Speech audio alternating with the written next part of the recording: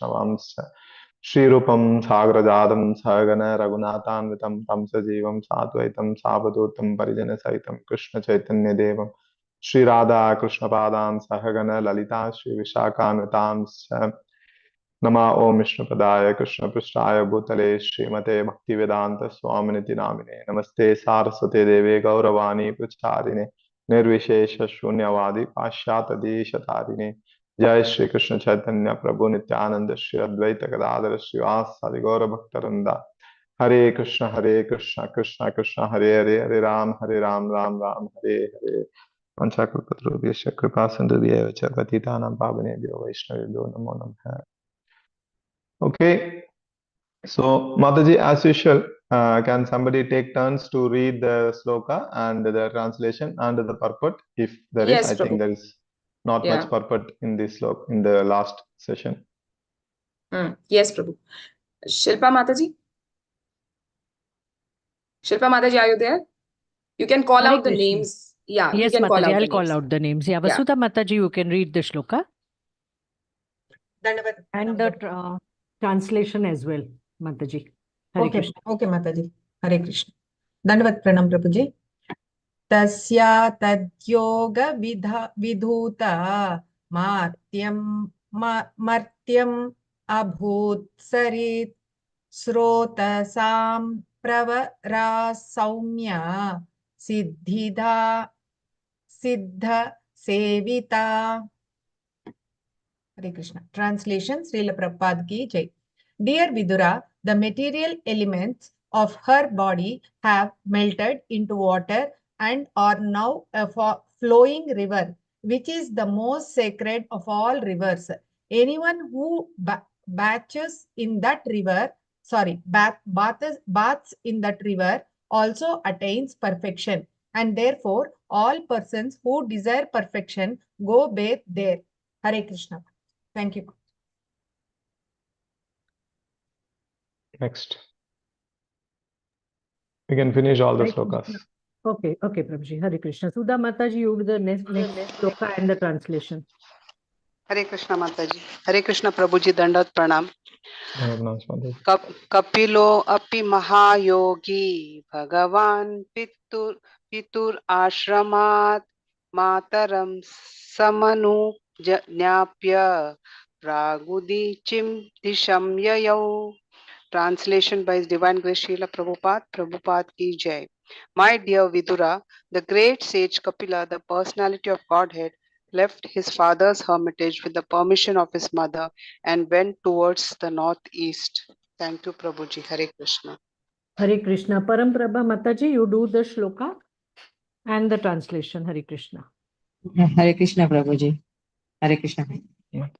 Siddhacharana Gandharvair Munibhischapsya roganai Stuyamana samudrena Dattarhana niketanaha. Translation by Prabhupada ki Jai. While he was passing in the northern direction, all the celestial religions known as Charanas and Gandharvas, as well as the Munis and the damsels of the heavenly planets, prayed and offered him all respects. The ocean offered him oblations and a place of residence. Thank you, Prabhuji. Hare Krishna. Dandavat Pranam. Should the purport be read? Prabhuji, purport you want us to read? Yes, the purport, because there's no much purport. Only one or two slokas. Mataji, you can read the purport, Ansuya Mataji. Yeah.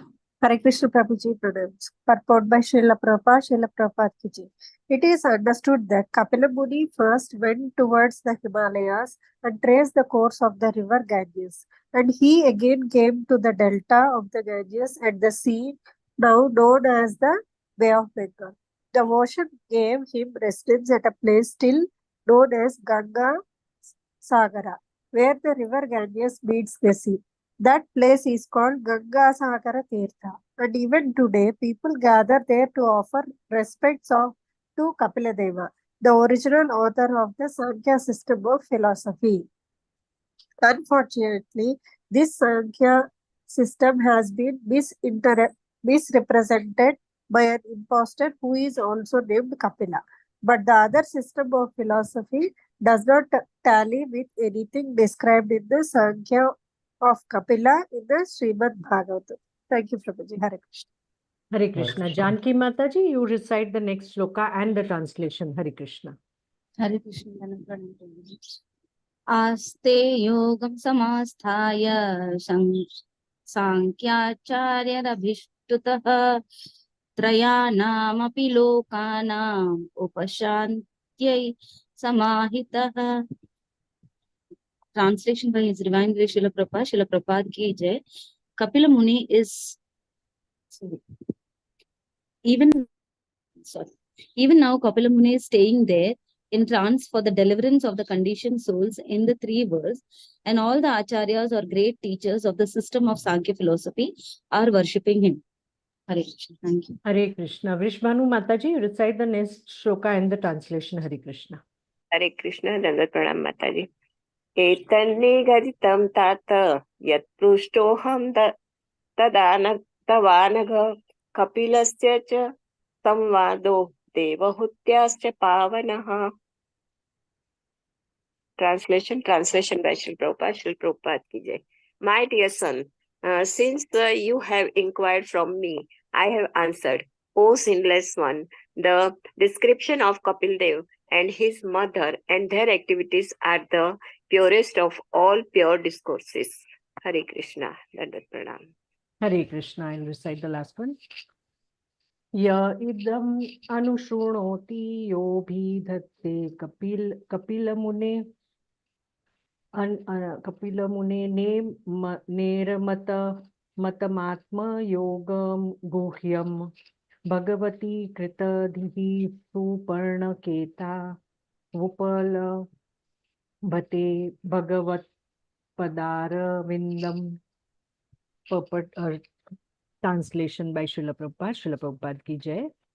The description of the dealings of the Kapila Dev and his mother is very confidential, and anyone who hears or reads this narration becomes a devotee of the Supreme Personality of Godhead, who is carried by Garuda, and he thereafter enters into the abode of the Supreme Lord to engage in the transcendental loving service of the Lord. Archana Mataji, you can read the purport. Hare Krishna. Hare Krishna, Pranam Prabhu. The narration of purport by Srila Prabhupada ki jai. The narration of Kapila Deva and his mother, Devahudi, is so perfect and transcendental that even if one only hears or reads this description, he achieves the highest perfectional goal of life, for he engages in the loving service of the lotus feet of Supreme Personality of Godhead. There is no doubt that Devahudi, who had the Supreme Lord as her son, and who followed the instructions of Kapila Deva so nicely, attained the highest perfection of human life. Thus end the Bhaktivedanta purports of 3rd Canto, 33rd chapter of Shrimad Bhagavatam, entitled Activities of Kapila. End of the 3rd Canto. Hare Krishna. Hari Bol.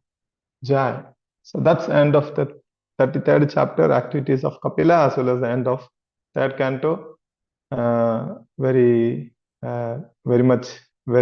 much happy to see that you all finished up to the 3rd Canto.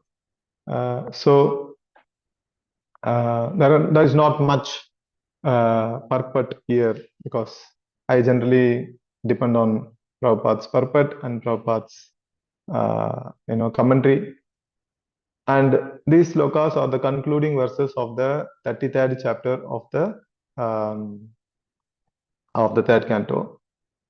So the Kapila Siksha is one of the longest philosophical part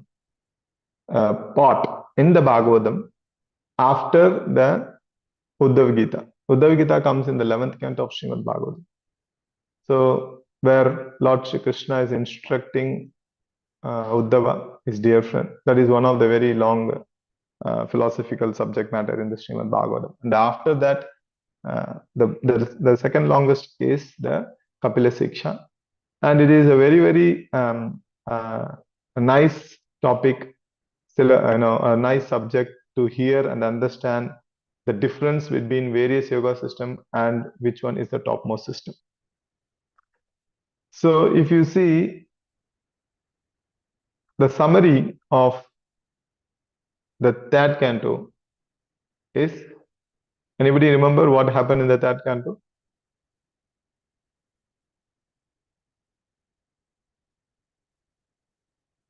Hare Krishna. Anybody remember what has happened in crisp, like you don't have to go into the detail, but anybody remember what has happened from the beginning of the third canto?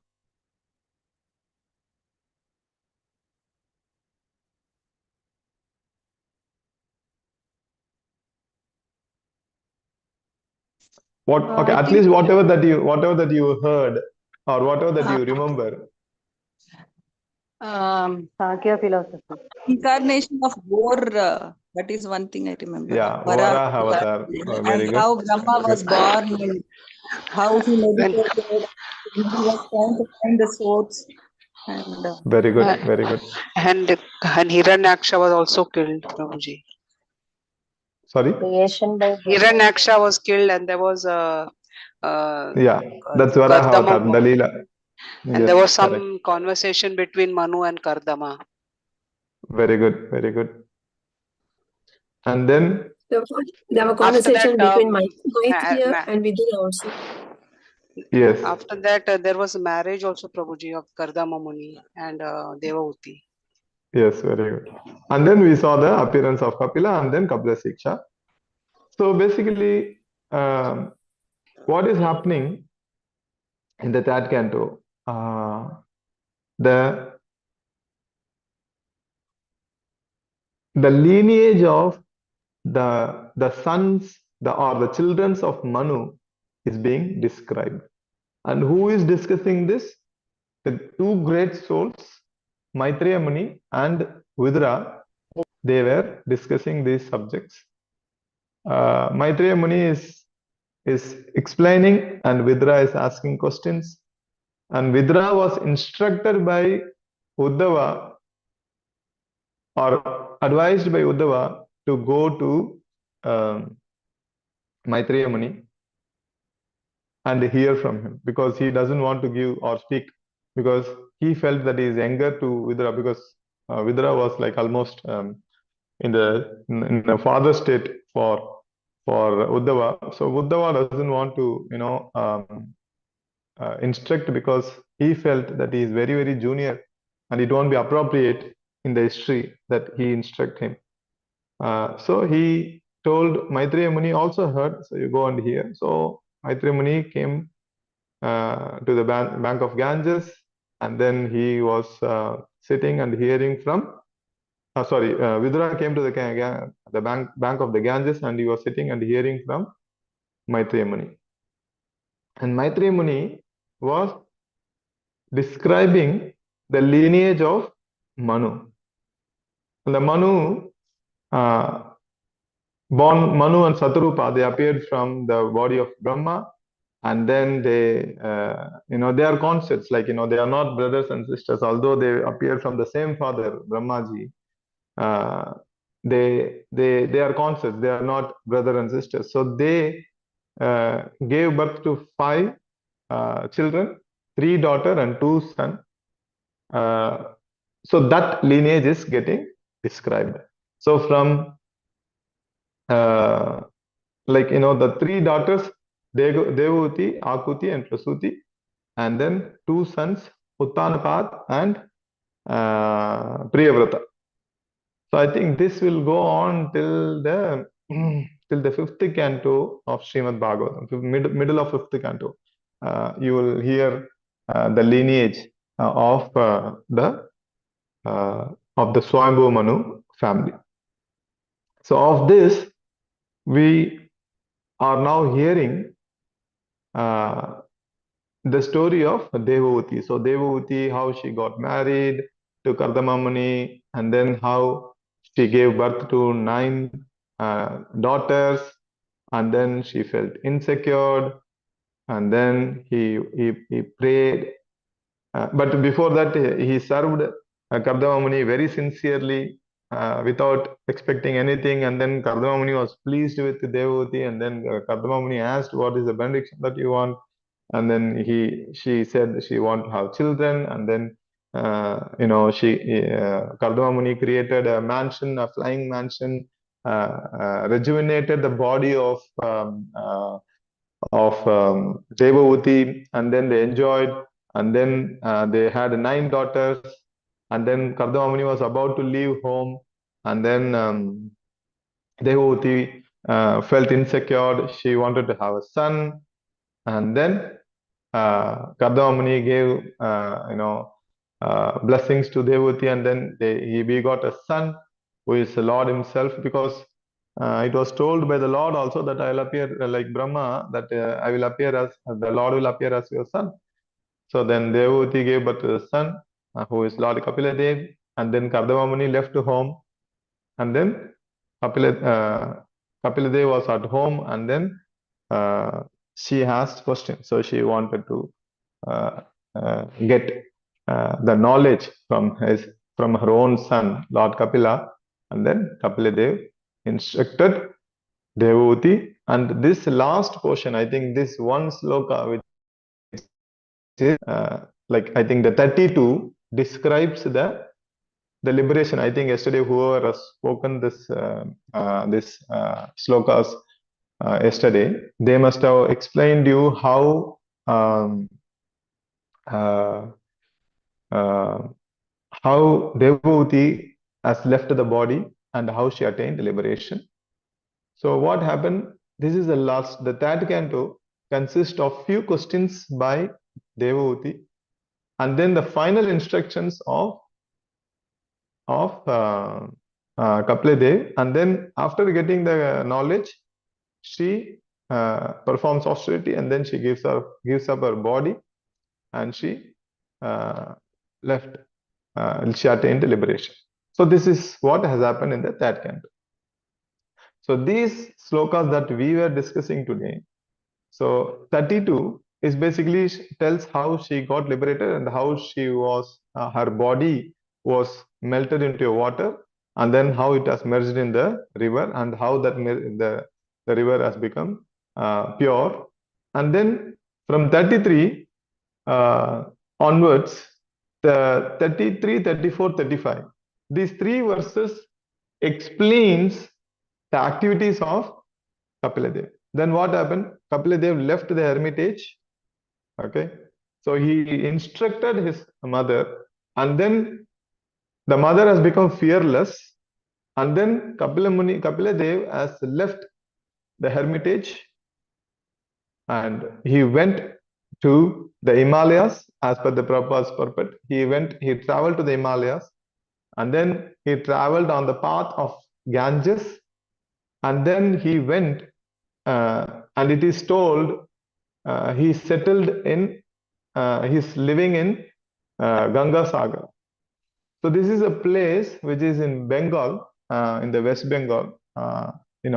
This is the place where the Ganges meets the sea. She flows into the sea, or this is the meeting point of Ganges and the sea, the Bay of Bengal Sea. Nowadays it is called as Bay of Bengal. I don't know in the olden days how it was, what was it called.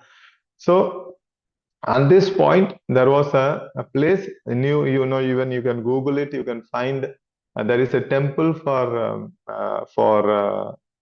Lord Kapila, and every year the Ganga Sagara Mela happens every year during that Mahashankranti time.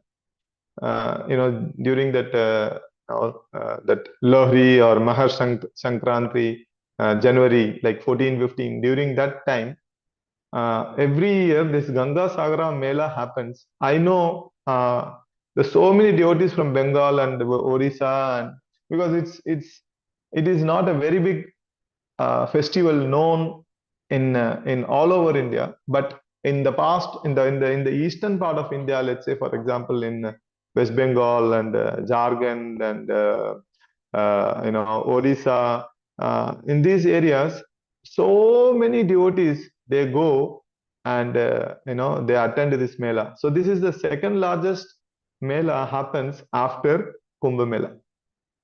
So it is understood, or it is understood from the words of the Bhagavatam and by the commentary of Srila Prabhupada, that Kapila Muni is still living in this planet, and anyone who takes shelters, he gives them the blessings.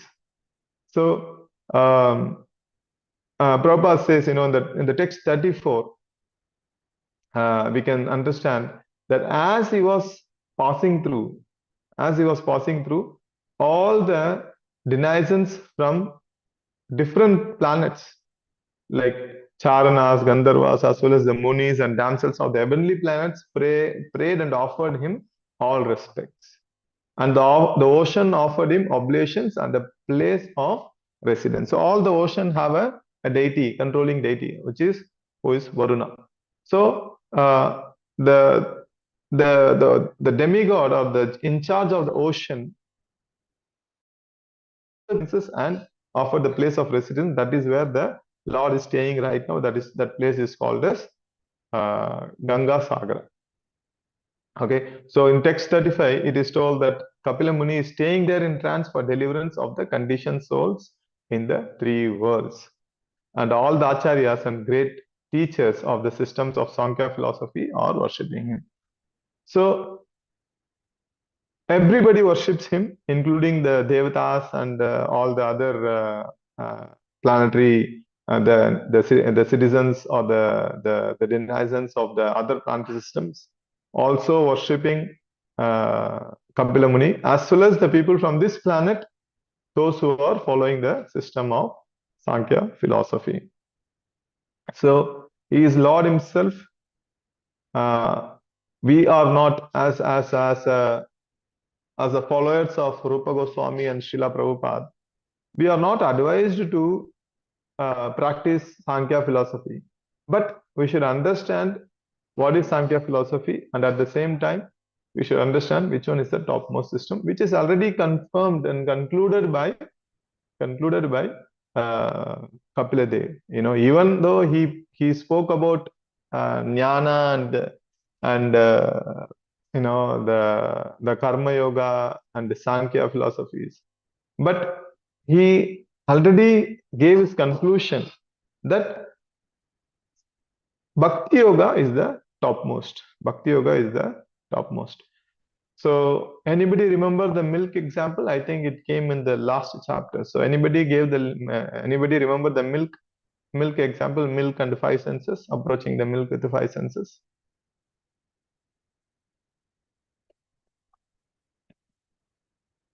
Hare Krishna. Hare Krishna, Prabhuji. Milk is the Yes, original Madhu. form from which I'm not sure, Prabhuji. I'll just try. From Yeah, which yeah, try. curd, ghee, and all the other products are come, but the original thing is milk only. Everything has come from milk. Correct. That is the original. Correct. But this one, which comes in the previous chapter, I believe, maybe 32, there is an analogy particularly given with the milk and approaching the milk with the five senses. So anybody remember this analogy?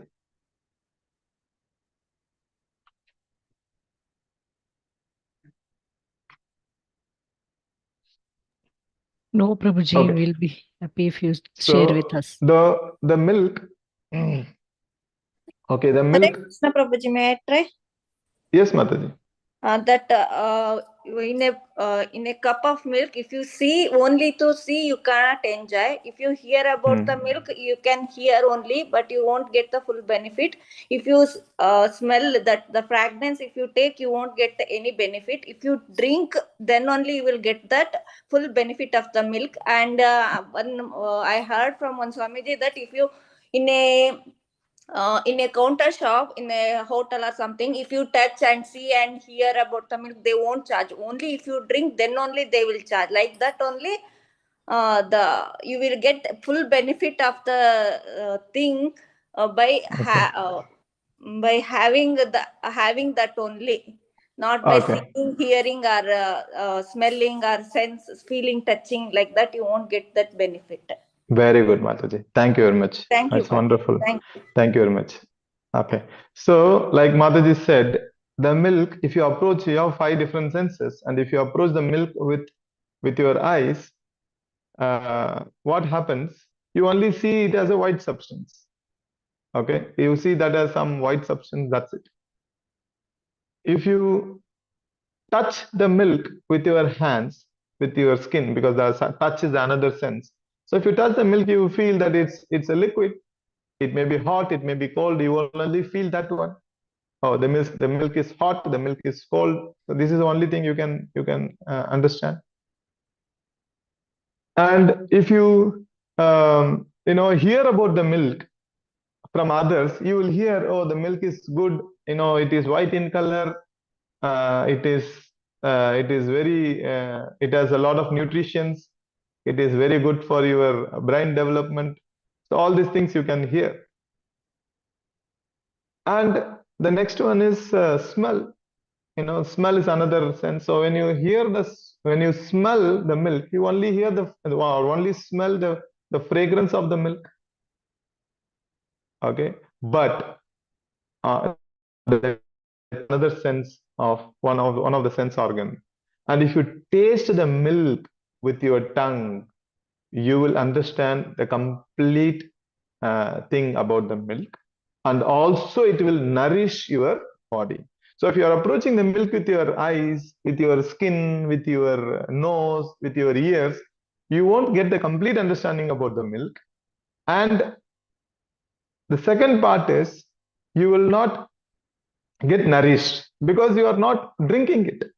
But when you drink the milk, when you approach the milk with the taste sense, with your tongue, you get nourished, as well as you get the complete understanding of the milk. So you know the taste, you know how it looks, you know whether it is hot or cold, you know the fragrance, you know everything about the milk, which is missing in the other approaches. So similarly, but okay, before we go to that, to understand the analogy. So if you are understanding the milk is white, it is not wrong. It is also knowledge. Okay, it is also a knowledge. You are understanding that the milk is white in color. It is a knowledge, but it's not a complete knowledge. It is a partial knowledge. Yes, somebody has brought out this analogy. So approaching the milk, the best approach is to approach through the taste or through the tongue, so that you can get nourished. But the other approach is also correct, but it is partial. It is partial. It is not the full understanding. It is not the full knowledge. It is only a partial knowledge. Similarly, you understand, you can approach Krishna in different path, like the jnana, karma, yoga. Okay, so those who are approaching the Lord, but everybody is approaching Krishna only. The conclusion of every yoga system is Krishna only. So they are approaching Krishna, but somebody is approaching through jnana path, somebody is approaching through yoga marg, somebody is approaching through bhakti marg. So when they approach through jnana, what happens? They get the partial knowledge of the Supreme Personality of the Godhead's effulgence only, because their goal is to merge with the effulgence of the Lord. They want to attain Brahma Jyoti. So they attain Brahma Jyoti, which is only the effulgence of the Lord. It is not a complete knowledge. Okay, it is also correct. It is also true. They are approaching Krishna, but the knowledge or the destination what they are achieving is not ultimate. Similarly, the yoga, those who are practicing the yoga systems, Ashtanga yoga, meditation, all these things, they are approaching their approach is to attain the Paramatma feature of the Lord, who is sitting in everyone's heart. That is also correct, because Super Soul Krishna expands himself as a Super Soul, and he resides in every single heart. So what happens? you are approaching Krishna, but not in the ultimate form. You are approaching only the super soul in the as a Paramatma. Is Krishna, the super soul, Paramatma is a expansion of the expansion of the expansion of the expansion of the expansion of Krishna. So you are not approaching the ultimate form. But when you practice Bhakti Yoga by doing simple devotional service unto the Supreme Personality of the Godhead, you are directly approaching Krishna. By approaching Krishna directly, what is the benefit? You attain Krishna and you are able to serve Krishna directly in the Golokunda Vandam, which is not possible in the other yoga systems. So that is why this analogy was given by Srila Prabhupada in the purport. Like approaching the milk, what is the best way is to use the tongue. Similarly, approaching Krishna, Bhakti Yoga is the topmost. This is the conclusion or the essence of the teachings of Lord Kapila. Okay, it is very, very clear. There is no confusion. Okay, why we are reading Sankhya philosophy, all these things in Shrimad Bhagavatam? Because this is the Lord only initiated. Dharmam tu Shakshat Bhagavad Pranitam. Any religion will be initiated by Lord Sri Krishna only, by the Supreme Lord. No one else. We are not empowered. We are not authorized to start or initiate a religion. So, directly from Supreme Personality of the Godhead, Sri Krishna and his incarnation, Kapila Dev, it is there in Srimad Bhagavatam. We have to understand why. Because by reading this, we can understand Bhakti is the topmost process to approach Krishna, and it is the easiest process to approach Krishna in the Kali Yuga. Why? If you see yoga system, Hatha Yoga, like Ashtanga Yoga, I hope you all would have read the Ashtanga Yoga. There are 8 angas, Ashta Anga, 8 angas of yoga system. Like starts with Yama, Niyama, and then it ends with Samadhi. Okay, it is not an easy process. It is not recommended for the people in the Kali Yuga. The people of the Kali Yuga are so fallen. They are so having less knowledge. Prayani alpaisu sabde kale asmin yuge janas manda samanda madayo manda bake hyupadata. So in the Bhagavatam first canto, the first canto of Srimad Bhagavatam, it is already told that in the people in the Kali Yuga, they are quarrelsome, they are less intelligent, they are manda buddhi. So that's less intelligent, they are alpaish, means they are short-lived. To perform yoga, you need to live a long life and you have to perform for many, many years. Okay. For example, you will never see yogis performing Ashtanga Yoga sitting in the forest with a net, with a mosquito net. Because you have to go to a secluded place to do your, Ashtanga Yoga meditation.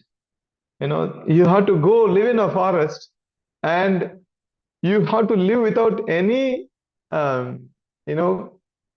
facilities, any conveniences. For example, that's what I said. You will never see a yogi sitting and doing, meditation, dhyana, with a mosquito net, and then with a mosquito coil next to him. That's very famous in India. What is that? The tortoise mosquito coil. You have that is burning next to you, and the yogi is sitting and meditating on Krishna.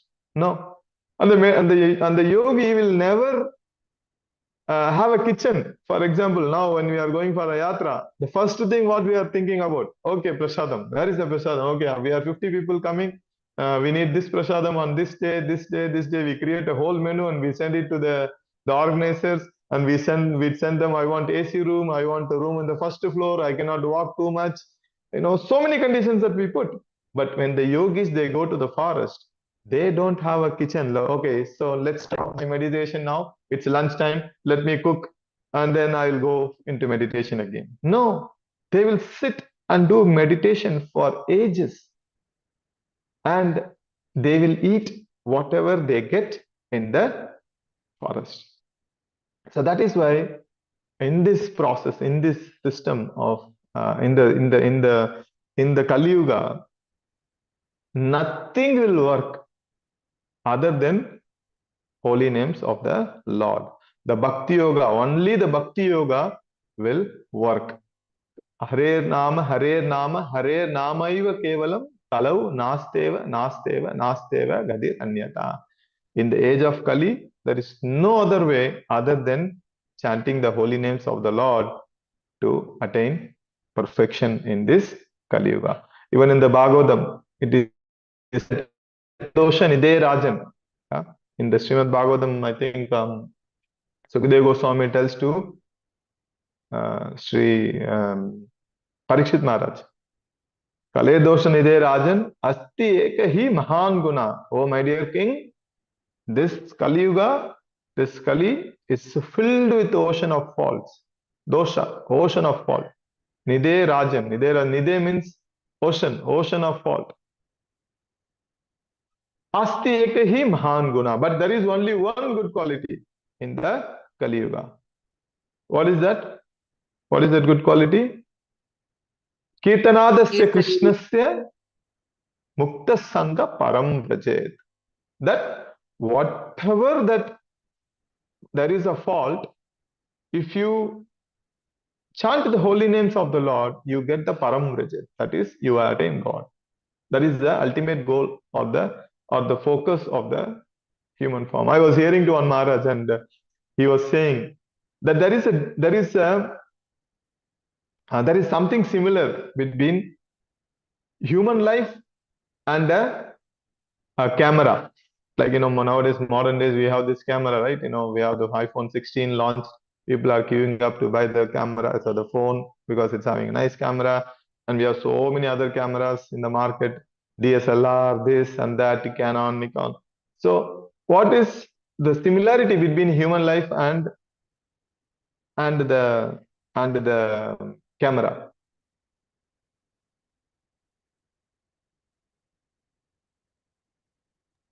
Any Both are guess? You can illusion. guess. Both are illusion. Both are illusion. Oh, okay. You're such a great statement, Mataji. Okay. Anything else? In both the cases, images are temporary. Okay. Where is the images in human life? We will forget everything when the death comes. Any other guess? The resolutions vary, Prabhu. Resolutions? Where is the resolution in human life? I don't know. I'm sorry, I just misunderstood the question, I think. What was the question? Question is, what is the similarity between a human form and a camera? Whether a camera, whatever the camera it may be a camera in the phone or a camera in the a separate camera, DSLR or this or SLR Prabhu, camera. I'm just trying one very absurd thing. I don't know whether in camera also the picture is inverted and it seems to be original or straight. And in human life also, we are also inverted form of the spiritual world. Very nice ideas I'm getting, so maybe I can use it in the next Prabhuji, classes. in camera, there should be the focus should be right, Prabhuji. Only then we will be able Very to capture. good. Very good. That is the similarity. That is what I was hearing from one Maharaj. It's a very nice example that he gave. That I think Suma Mataji told this. So thank you so much, Suma Mataji.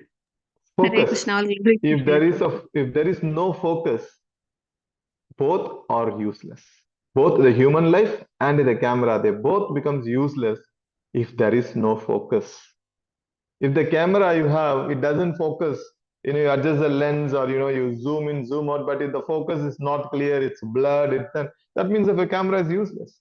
Nobody will buy the camera. Similarly, when you don't have a focus in your human life is useless.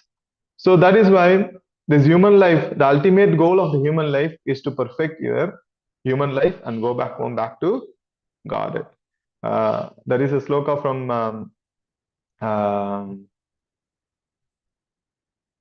what is that? Prahlad Maharaj, you will read that one, I think, in the 5th canto or 6th canto. You will read that. Prahlad Maharaj says, Kaumaram Macharet Pragnyo. I don't know. Kaumaram Macharet Pragnyo. Dharman Bhagavataniha. Dharman Bhagavataniha. Durlabham Manusham Janman Tadapi Adruvam Artadam. So, Prahlad Maharaj says, Durlabham Manusham Janma. What is the ultimate goal of the human form? Is Kaumara Acharet Prajna. What we should do, Kaumara means from the age of 5, what we are supposed to do? Acharet. One should practice Kaumara Acharet Prajna. Prajna means one who is intelligent. One who is intelligent. Okay? One who is intelligent, what they will do from the age of 5, they will practice. What they will practice? Dharman Bhagavataniha. That means they will practice devotional service unto whom? That is the Supreme Personality of the Godhead. Dharman Bhagavataniha. Durlabham Manusham Janma. Why we have to do that one from the age of 5? It is because Durlabham, this Manusha Janma that we have attained, the human form, is Durlabha. Durlabha means very, very rare. Okay, this Manusha Janma, that the human form that we have attained, is very, very rare. And Tadapi Adruvam Arthadam. It is very, very temporary and it is full of meaning. Because in the human form only you can understand God, you can realize God, you can perform devotional service. In any other forms in the 84 million species, you won't get this opportunity. So that is the conclusion of the Bhagavatam. That is the conclusion of Kapila Deva also. He says Bhakti Yoga is the topmost. Okay, there is a sloka, I think, okay, this is the sloka I'm going to chant, but I want all of you to listen carefully and complete the last sentence. Okay? Vasudeve Bhagavati Bhakti Yoga Prayojitaha Janayatyasu Vairagyam Jnanam. What is the last line? Anybody knows? Yadahaitukam, is it?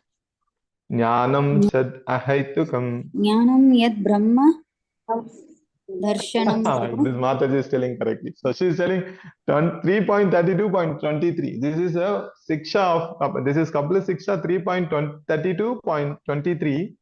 This sloka, Vasudeve Bhagavate Bhakti Yoga Prayojitaha Janayatyasu Vairagyam Jnanam Yad Brahma Darshan. This is the verse of Kapila Deva. But if you see in Shrimad Bhagavatam, 1st canto, 2nd chapter, 7th verse, Suta Goswami speaks this verse. Vasudeve Bhagavati Bhakti Yoga Prayojitaha Janayatyasu Vairagam Jnanam Chayat Ahaitukam. Okay? Same, last 2 words only is different. It's the same instruction. Whatever is spoken by Kapila Deva is repeated by our Suta Goswami to the sages of Naimisharanya. Because what is the conclusion? What is the question asked by sages of Naimisharanya? One of the question. I know there's 6 questions. One of the question related to the What is the ultimate good of the people? Very good. What is the ultimate good for the people in general? What is the ultimate good for the people in general? And he answered this. The first chapter, 1st canto of Shrimad Bhagavatam is the question by the sages. 6 questions. And then what happens? The 1st canto, 2nd chapter itself, it is answered. Suta Goswami answers, Vasudeve Bhagavati Bhakti Yoga Prayojitaha Janayatyasva. And before that he says, Savai Pumsam Paro Dharmo Yator Bhakti Adoksaje Ahaituki Aprityata Yayatma Suprasithati. 1.2.6. 1.2.7 Suta Goswami says, Vasudeve Bhagavati Bhakti Yoga Prayojitaha Janayatyasu Vairagam Jnanam Chayat Ahaituka. So he says, by performing devotional service unto the Lord, everything becomes, manifested. Everything you will get. everything you will understand. I don't know what is the time. It's 8:50. Okay, I have 10 minutes more. So everything becomes manifested. You will understand everything. You will get jnana and vairagya. You will get jnana. Sorry? Anybody speaking? Please mute yourself, Mataji.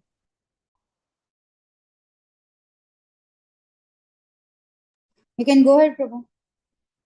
Okay. So means by performing bhakti yoga, what happens? One gets jnana and also vairagya. Where here our Lord Kapila, he says Brahma Darshan. Okay, one will also attain, self-realization. Okay, Atato Brahma Jignaso. Like, that is the starting of the inside the inquisitive knowledge. So by performing, engagement in Krishna consciousness and performing devotional service unto Krishna, what happens? We become advanced in our knowledge. We will become detached from this, and then we will also attain self-realization, Brahma Darshan. Okay. So this is the teachings of our Lord Kapila, that one should take to Krishna consciousness very seriously. And by doing so, what happens? Everything will become settled. You don't have to separately endeavor for anything else.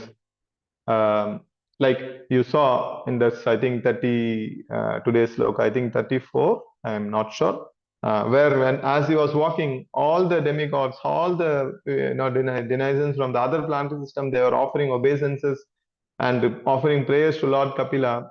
This means that Lord has a huge fan following. He doesn't need to join Instagram or Facebook or TikTok, and he has to do some reels so that he can increase his fan following. No, he is already glorified, because that is why one of the 6 things that the Lord possesses. That is why he is called as Bhagavan. What is that? One of the things.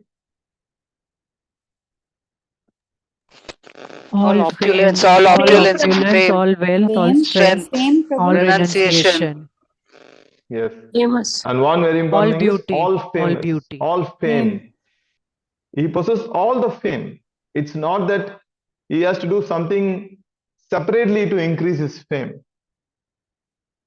Okay, he is possessing all the fame. So that's why he is worshipped and glorified in all the 3 planetary systems, or even throughout the creation. The Lord is worshipped in all the planets of all the creation. So he doesn't need anything separately.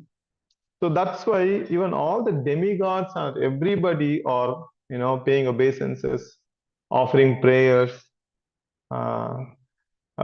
So the Lord is so famous, and that particular Lord who comes as Krishna or Chaitanya Mahaprabhu, Krishna Chaitanya, he has started the Sankirtan movement, and he has told, take to this, please take the holy names, chant the holy names of the Lord. You will attain perfection. And the Lord is coming and recommending in the age of Kali that please take to Krishna consciousness. But what we are doing, we are very much reluctant, hesitant to chant the holy names of the Lord. So that's why it is very, very important to take up to devotional service,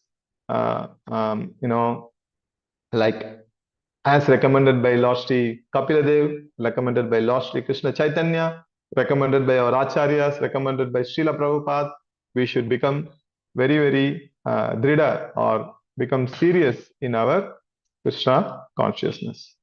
And because we all are very fortunate that we have an opportunity to take birth in the land of India, and it is our duty to become Krishna consciousness and make full use of the human form and go back home, back to Godhead. Like in the 10th canto of Shrimad Bhagavatam, it is said, 10:22:35, 10th canto, text chapter 22, text 35. etava janma safalyam dehinam hyadehishu prane ratte diya vacha shreya acharanam sada. So it is said, it is a duty of every living being to perform welfare activities for the benefit of others with his life, intelligence, and words. Because like Bhakti Siddhanta Saraswati Thakur said, wherever there is life, there must be preaching. There must be preaching. So that is why it is, Bhagavatam says it is a duty of every living being to perform welfare activity. And what is that welfare activity? We should understand, we should perform welfare activity. What is the best welfare activity one can perform? Is to make others Krishna consciousness. That is the best welfare activity. Prabhupada writes in many books, many purports, that the best welfare activity one can do to another living entity is to make others Krishna consciousness. It's nothing else. Because once you make them Krishna consciousness, their life becomes perfected. And that means they go back home, back to God, and they attain the highest benefit of the human form. So wherever there is a possible, you must first take yourself Krishna consciousness seriously, and then preach others with your life. Mahaprabhu said, Chaitanya Mahaprabhu said, Yare dekho tare kaho Krishna Upadesh. Whenever there, whoever you see, whatever you do, please preach Krishna consciousness. Whatever you know. You don't know, you don't have to be a great scholar. You don't have to be a good reciter of slokas. But you still know whatever possible. Use that and preach others with your life, with your wealth. If you don't have time to preach, help people, those who are preaching. Give your money in charity to the temple where the Krishna conscious activities are happening, where book distribution is happening, where preaching happening. Use your intelligence and your words. All these things should be engaged in the service of the Lord, by which we can perfect our life. Chaitanya Mahaprabhu said in the Chaitanya Charitamrita Adi Leela also, he said, Bharata bhumite hoilo manishya janmajar Janma Sataka Kore Kara Parupakar. So Mahaprabhu said, it is like one who has taken his birth as a human being in the land of India, Bharatavarsha, should make his life successful and work for the benefit of all other people. That is very, very important. So first we have to perfect, and then you have to help others also to become Krishna consciousness. This is the essence of Shrimad Bhagavatam. This is the essence of Kapila Siksha, that we perfect our life by hearing the story of Kapila, and then we also help others to become Krishna consciousness. So that is the that is all in all Bhakti Yoga. You have to practice Bhakti Yoga and perfect your life. So this is the Kapila Siksha. So thus ends, because Devahuti had only one son and 9 daughters.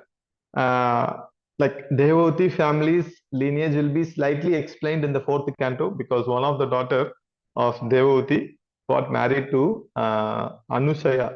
The daughter Anusaya, she got married to, because 9 daughters she had, and 9 daughters got married to 9 sages. So one of the sages is Atri. Atri Muni got married to Anusaya, and Anusaya and Atri Muni got Vishnu, Brahma, Vishnu, Shiva, all three as their son. So that will be explained in the 4th canto, where that concludes the Devuti's lineage, and then you will hear Akuti's pastime, or the lineage of Akuti, and then you will hear that. Then starts the lineage of Prasuti. And the Prasuti is one of the daughter. The Prasuti had 16 daughters. One of the daughter is Sati. Sati got married to Lord Shiva, and this story you will see. And I hope by the time when you are hearing Sati's pastime, it will be most probably it will maybe Navaratri. So I hope may Goddess Sati bless all of you during the Navaratri time, that we all become more Krishna consciousness and go back to Godhead. Okay, so I'll stop here. If you have any questions, you please ask. Hare Krishna, Prabhuji, wonderful class. Very, very nice. We will, devotees, anybody has questions, please raise your hands. Yeah, Suma Mataji, you can ask your question. Rohini Mataji, you can stop. Yeah, thank you. Suma Mataji. Hare Krishna. Thank you, Mataji. Hare Krishna, Prabhuji. Pranams, Prabhuji. Prabhuji, I just wanted to know that if there is any difference between the Paramatma who is residing in our heart and Krishna, like you said, they are the plenary, expansion of the expansion of the expansion is our Paramatma. So I just wanted to know, Prabhuji, like the Paramatma, who is in our heart, can he manifest like Krishna himself or change like that? In the potency, all of them are equal or different, Prabhuji? Potency is almost the same, but Lord Krishna is the Supreme Lord.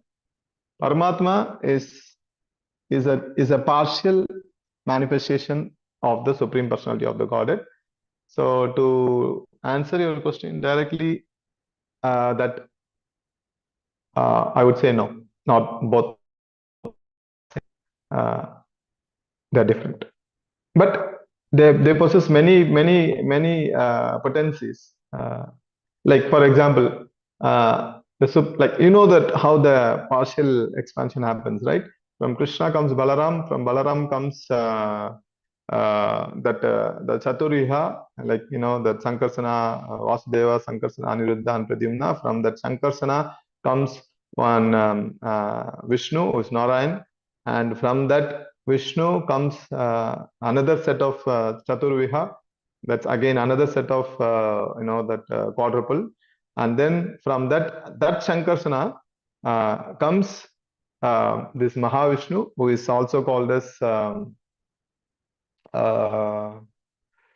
or is that the Vraja river, who is lying on Mahavishnu, Karnadakasha Vishnu, and from that Mahavishnu comes the Garbhodakasha Vishnu.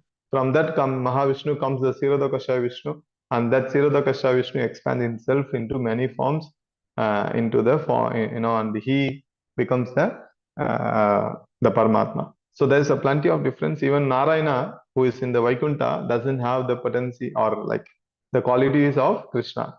There's 4 difference. Like Krishna has 64 qualities. Krishna possesses 64 qualities in full, but Narayana possesses only 4 qualities. So like that, Narayana possesses only 60 qualities, 4 less. So like that, there are when it comes to Lord Shiva, he has some qualities lesser than Krishna. Brahma is lesser than Krishna. But when we speak about Super Soul, they have almost same, but they are not equivalent to Krishna. They cannot, but they can fulfill your desire. It is not something. For example, if somebody who is focusing or very much inclined to attain the Paramatma feature and they are practicing meditation, you can preach to them, but in a gentle way. That, for example, in our, I think I told this some of the class also. I think in this same class, some people they think Krishna conscious means we should not worship anyone else, including Narayana. They say Narayana. They consider Narayana someone as like a low class person, But that is a great offense. Narayana is also a great personality. Is the supreme personality of the Godhead. We should respect him. Many people, they reject even Narayana. They want to speak of other demigods. But we should always remember we should have great respect, because when you worship the Lord, you worship everyone. So you should also have the respect for all the other incarnations, other forms of the Supreme Personality of the Godhead, and also all the demigods who are the servants of the Supreme Personality of Godhead, Sri Krishna. So we should respect all of them, but they are not equal. They are not equal. Hare Krishna. Prabhuji, you said in the class today, Prabhuji, we should have a focus. Otherwise, very difficult. We are all aiming at to go back home, back to Goloka. So we have to keep Radha Krishna at the center. So sometimes what happens is, because our deity that we used to worship in our family was Vishnu, Mahavishnu. So sometimes natural affection is towards Narayana, like that Krishna. Krishna also will call. So is there any difference, like Prabhuji, like I mean, we have to, do we have to come out from No, that and only no, nothing like that. If fulfilling? your family is having, if your family is having attachment to Lord Vishnu, Lord Narayan, nothing wrong. You continue worship him. Then more slowly they will come to Krishna consciousness. That's it. Because Narayana, Thank you. that's as I mentioned, Narayana is not someone who is a low class personality. He's not a sweeper on the road. No, So Prabhuji, not Narayana like is that. that's what I'm saying. Lord Narayana is as good as Krishna, as good as Krishna. Okay, so you can worship even the temple. Prabhupada I think said the temple when we worship Radha and Krishna. We are worshipping Radha and Krishna, but they are accepting the service from us in the form of Lakshmi Narayana only. So, worshipping Radha and Krishna is the topmost, but if somebody who is worshipping Lakshmi Narayana is nothing wrong. Let them continue, don't disturb them. They will slowly come to the conclusion that Radha Krishna worship is the top. But to go Thank you, and tell it in Prabhuji. a way which is very, very offensive to them. That's it. Yes, Prabhuji. Thank you so much, Prabhuji. Pranams. Padma Mataji, want to ask your question? Yes, Mataji, it was in connection with what Suma Mataji asked. Can we keep Lakshmi Narayan in the temple? No, in the temple it is not recommended because we are Gaudiya. We are, if you see, Prabhupada has never installed any Lakshmi Narayan temple. But some places, according to the mood of the place, Prabhupada installed the deities. For example, if you go to Bombay Jehu temple, there is Radha Rasbihari and then Sitaram Lakshman Hanuman. So if you see, Sitaram or Ram Lakshman is very, very famous or very, very popular in Mumbai and in the Western India, and very, very, he was worshipped by all the people in the western part of India. So, for that reason, the Lord Ram and Lakshman are worshipped all over India, but majority of the people worship in Mumbai and Maharashtra and the western part of India. So, the deity is installed because because Lord Ram and Krishna, they are non-different. So people get attracted to Lord Ram. Okay, they come to the temple and then they hear Bhagavatam, then they become naturally attracted to Krishna. So it is recommended to have the deities as per our sampradaya, but not Lakshmi Narasimha. Sorry, Lakshmi Narayan. But Narasimha, they install some of the temples. They install Lakshmi Narasimha. Sometimes they install Prahlad Narasimha. Sometimes they install Ugra Narasimha. Sometimes they install Yoga Narasimha. But it all depends on the mood of that particular place, and but Lakshmi Narayan, for example, if you go to Pune NVCC temple, there is Narayana, that's Balaji Venkatesh. Balaji is worshipped there. I don't know how many of you been there to Pune temple. You can go. There is a separate small hill.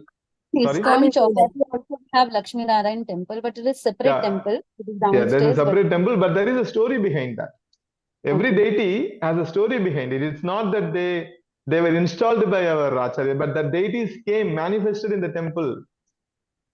Okay, so this Balaji temple, if you read Prabhupada's stories, you will understand that this Balaji was given by somebody to Prabhupada, and Prabhupada, he requested Prabhupada to worship, and Prabhupada accepted it because I think he was someone who is very, very favorable to Prabhupada, giving a lot of donation. And I think that is his deity he was worshipping, and he was very old and he could not worship anymore. So he requested Prabhupada to worship. So like that deities that they have, in Chowpatty temple also I know there's, and that deity is worshipped typically like a South Indian tradition. They put the lamp, ghee lamp, all these things. Yes, Prabhuji. They open at a particular time and close at a particular time. Like, but I think if you speak to somebody in Chowpatty, and this I heard this long back, maybe 7-8 years ago. I heard this story, but I forgot. Maybe I can find out again and come back. But there is a story to all the deities, whatever is installed like this. In Pune, Prabhuji, the NVCC temple also has Tirupati Balaji. Just Yeah, that's behind what the I temple. said. NVCC, I Yes. told you, NVCC temple Yes, only, yes. that deity only was given to Prabhupada by someone. It's not Prabhupada installed the deity. Yeah, It it's was given to beautiful. Very Prabhupada. nice, Prabhuji. Yeah, Beautiful. it is like a small hill, and then they also Yes. give you laddu. They will sell Yeah. laddu. Just like Tirupati, they try to, Yes, just like that. do some things. But it was not installed by the temple, but it was given to Prabhupada, or that, you go to and ask the senior people in the temple, they will tell you the story, how this deity has manifested. Because Prabhuji, why I asked you about Lakshmi Narayan was during Diwali time, lot of people, other than ISKCON people, the others, they worship Lakshmi Narayan.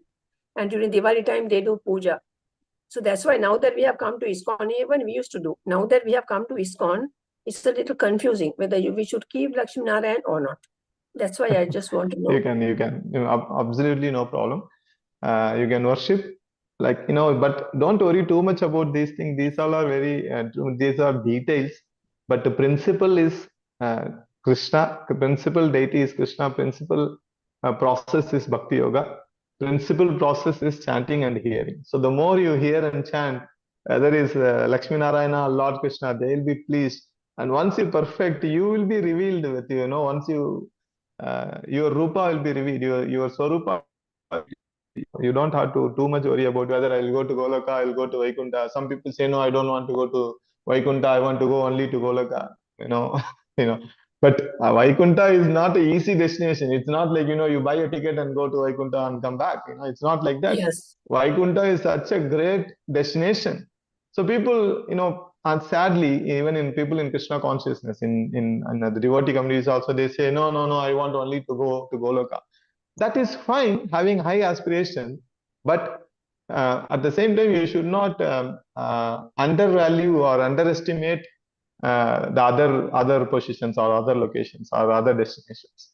So if that these things will be revealed to you later when you perfect your sadhana, your swarupa will be revealed to you. Prabhuji, I heard in a lecture, that is my Shiksha Guru told me in Dubai, she said that as per Prabhupada had said that most of the ISKCON devotees will go to Vaikuntha. Very few will go to Golok. What do you say about that? Prabhupada, if say something, I may be right. But there is so many other things which says, so it all depends on your mood. Once you are liberated, you will go to one of the planet. This is what I heard. You will go to one of the planet where Krishna Leela is happening within this creation, where you will get trained properly. Yes. This also I heard. Then you will go back to Goloka to continue your service. Because there's a place in between Vaikuntha and Golok Vrindavan where you undergo training as per your Swarupa, right? Yes. And then you go to Goloka or whatever the destination you are, according to your bhava that you developed. If you are having that, that Madhurya, you go to Goloka. If you have this Aishwarya, then you go to Vaikuntha. But wherever Yadkantva Nivartante, Taddama Paramam Mama. So whenever you go to Vaikuntha or Goloka, you will never return back to this material. That is the conclusion. Yes, Prabhu. Thank you so much, Prabhuji. So that is nothing wrong to worship Lakshmi Narayana at home. If that is a family tradition, don't disturb it. But remember that you are worshipping Krishna and Radha and Krishna. They are non-different from Radha and Krishna. You remember within your heart and within your mind, offer prayers, offer puja. But, the northern part of India, the problem is they worship only Lakshmi. They do only Lakshmi puja. Yeah, that is wrong, Prabhuji. That is wrong because you cannot separate Lakshmi from the Lord, because Lakshmi is the servant of the Lord. It's demoniac. Like Sita was separated by Ravana. It is demonic. No, like Ravana had a demonic mentality that he separated Sita from Lord Ram. So separating Lakshmi from Lord Narayan and worshipping only Lakshmi for money is not the ultimate. It's not the ultimate worship. Actually, Prabhu, during this Diwali puja, when you go to buy these things like for the puja, all those stuff, when you buy, you get the puja packet, In that they put Lakshmi and Ganesh. Now I don't understand that combination, because Narayan is Ganesh. Okay, there's a lot of stories. Ganesh gets the Agra Puja because he circumambulated Narada Muni, and he is worshipped as the first everywhere in all, because he got the benediction that he will be worshipped first. He gets the Agra Puja of all the festivals. So that is why he's worshipped. So it's a big story behind that. Maybe you can ask some of your senior to discuss. That's why people sell Lakshmi and Ganesh ji, because Ganesh ji gets the Agra Puja and Lakshmi ji is the main deity worshipped during that Lakshmi Puja time. So that's why it is like very that. sad. But Vishnu is missing, Prabhuji. it's okay. You don't have to be sad about that. Even now, you should be happy that you got the knowledge, and then you need to see how I can spread this knowledge to others, but without offending, being very, very sensitive to others' traditions and emotions. Yes, Prabhu. I've been explaining people. Okay. I've been telling so many people. I said this is not correct. You have to keep Vishnu also. Thank you very much, Mataji. Thank you, Prabhuji. Hare Krishna. Hare Krishna. Prabhu, can we take one more question? Yes, Mataji. I have time, but if you have time. Param Prabha Devi Dasi Mataji. Yeah. Thank you, Mataji. Hare Krishna, Prabhuji. Hare Krishna, Prabhuji, Mahavishnu lies in Karnataka ocean, Prabhuji, Karna ocean, and Garbhodaksa Vishnu lies on Garbha ocean, and Kshirodaksa Vishnu lies on Milk ocean, Prabhuji. So where exactly is Kshirodaksa Vishnu, Prabhuji? So when we hear about him, it is told that he enters into as Paramatma into every living entity. So, but where exactly do we see Kshirodaksa Vishnu, Prabhuji? So because this Milk Ocean is here in this planet only. Within that Brahmanda, there is a planet where Kshirodaksa Vishnu stays. Okay, in the beginning of the Bhagavatam, first canto, if you see, Brahma goes to offer prayers, right? He goes to the shore of the Milk Ocean and he offers prayer, right? So it doesn't mean that Brahma, along with all the demigod, he did not go to Goloka to offer prayers. He offered only prayer in this planet.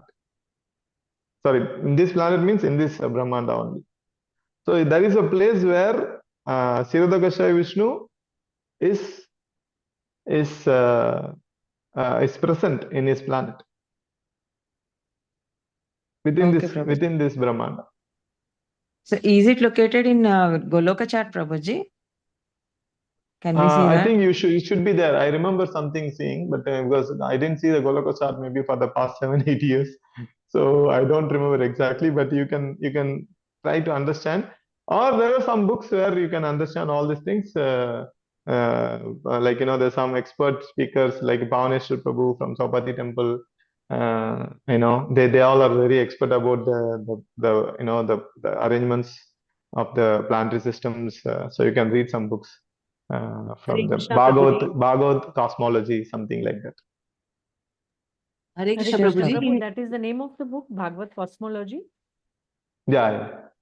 Bhagavad cosmology. You can find it in the Amazon also. Or you can search, Bhavaneshwar Prabhu classes. You will find something in the YouTube also. Yeah, Bhavaneshwar Prabhu. Cosmology or Bhagavad Cosmology, both are different words.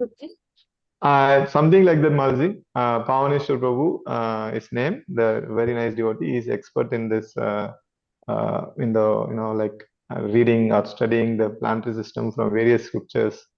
So I think Vedic cosmology or Bhagavad cosmology, I will find out and then I can share it with Narayana Kripa Mataji. Okay, I think I have the book. I will find out what is the name and then I can share the picture of it with Mataji. Maybe she can share it with the group. Like if you want to know more about the planetary system and all these things. Yeah. Prabhu, it is Bhagavad cosmology.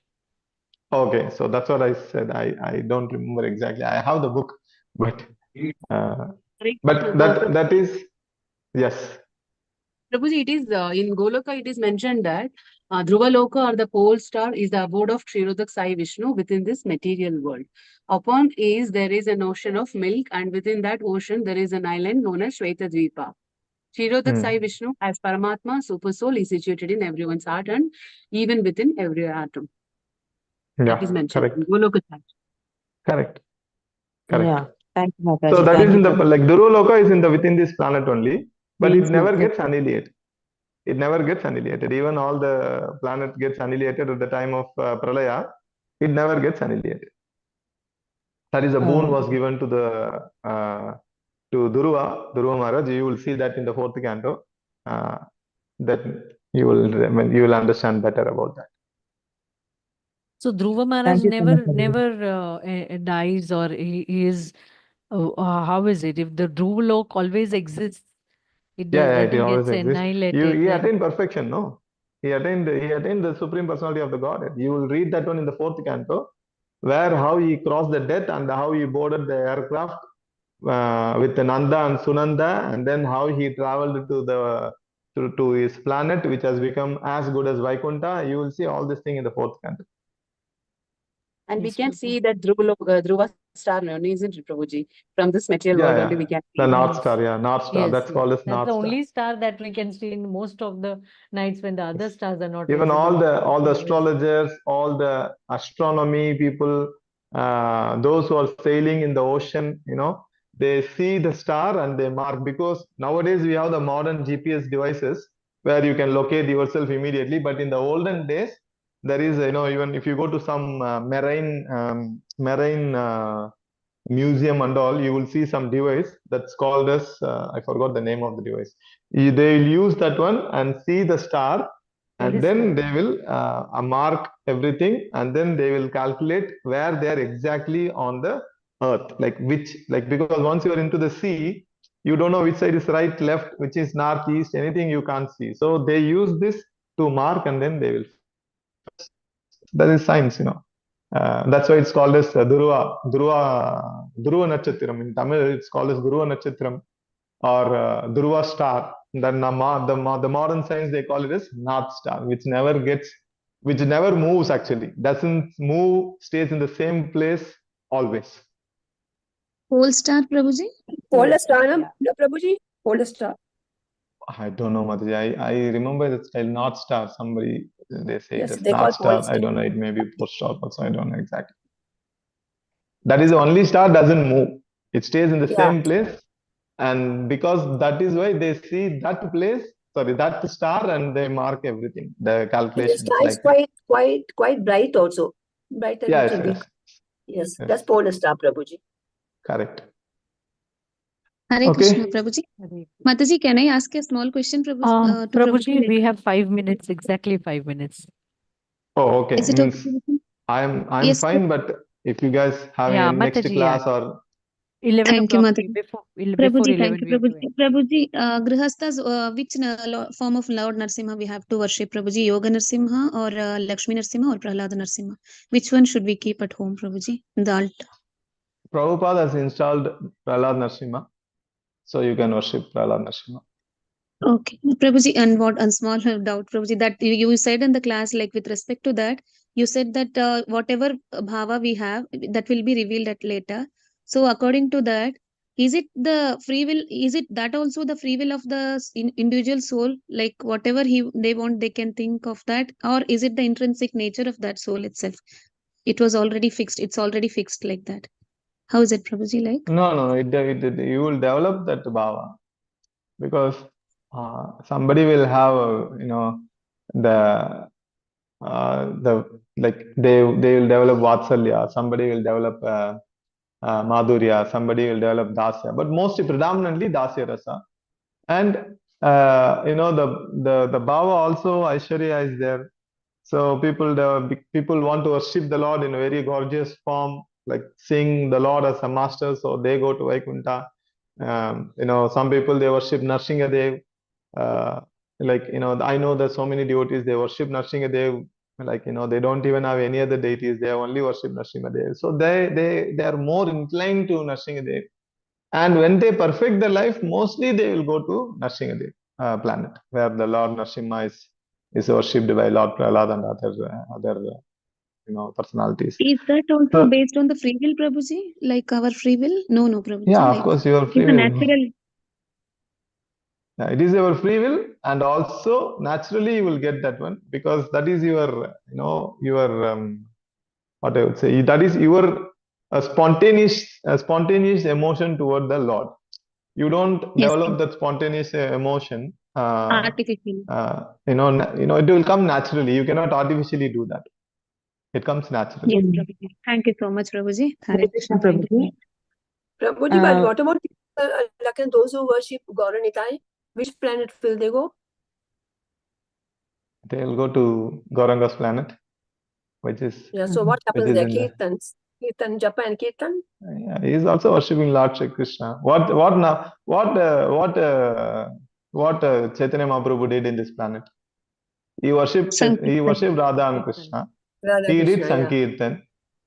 He was dancing and feasting with the devotees. The same thing we Yeah. will do. That's all. We'll go. We'll worship Radha Krishna. We will also worship Chaitanya Mahaprabhu.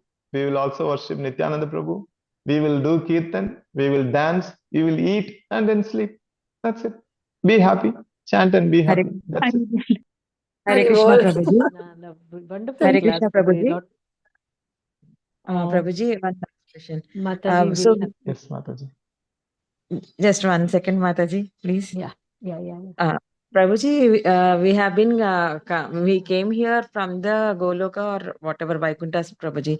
So we will be having some attitude, bhava there, no, Prabhuji. So that bhava only will come, Prabhuji, or some other bhava based on our actions right now? I don't know, Mataji. Because this is some very, very, very technical question. Because first of all, we don't know whether we fell from Vaikuntha or whether we fell from Goloka or we from some other planet. So we don't know. But we already fell down. We are fallen. So it is best to worship the Lord according to the process. So that's why, as I mentioned in the beginning or before, we should not worry too much about these details, but we should practice or worry or follow the principles which was given by our acharyas. These all are details, like whether I will go to Vaikuntha, whether I will go to Goloka, whether I will go to Narsimha's planet, whether I will go to Lord Ram's planet. So these all are details, but these will come manifest when you attain the perfection. Okay. So to attain the perfection, the process is doing devotional service according to the instructions given by our acharyas and Sri Chaitanya Mahaprabhu. So we should practice those things sincerely and leave the rest with the Lord. Lord, I think Chaitanya Mahaprabhu says in the Sistastakam that whatever you want to do in my Lord, in my life, you do whatever you want. Whether you want to give darshan or you want to reject me, whatever you want to do with me, you do. I am simply a puppet in your hand. So please do whatever you want. So he is teaching us in the way how one should worship the Lord. So we have to follow that one. Ramanujacharya told that I can go to the hellish planet also. For me, it is not making a difference as long as I am staying in Krishna consciousness. Okay. Prabhupada also many times told, even in the purport, also Prabhupada writes many times that a devotee is fearless. He is ready to go to any planet, including the hellish planet, as long as he can preach. So that should be the mood of the devotee, that we pray that we attain perfection, and then the Lord may use you as an instrument. How Prabhupada was used as an instrument in the hands of the Lord. Similarly, you can become an instrument in the hands of the Lord. Then you leave, then you insist something, then Krishna will give that one only. But you leave everything with Krishna. Krishna will give you the best, whatever is the best for you. Okay, because he knows the best.